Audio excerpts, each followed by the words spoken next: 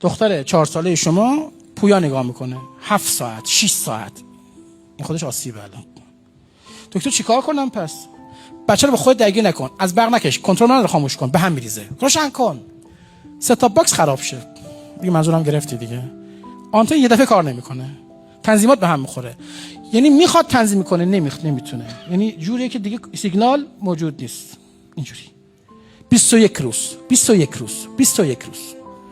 تمرین های روانشناسی بین 3 هفته تا 6 هفته است.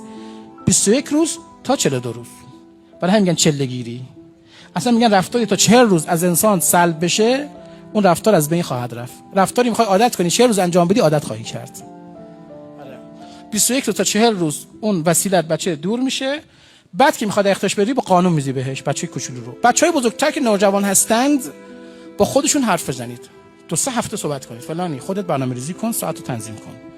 فردا فلانی قرار بود 11 تا 1 باشه، الان نزدیک از 11 شروع کردن ساعت 4 بعد از. هی 3 روز دیگه فلانی قول دادی عزیز.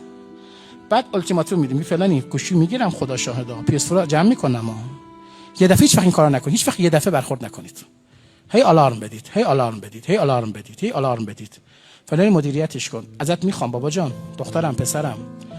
بعد از تقریبا 2-3 هفته احساس میکنید که طرف اعتنا نمیکنه، برخورد قطعی اون حذف میشه، حتی با ناراحتی.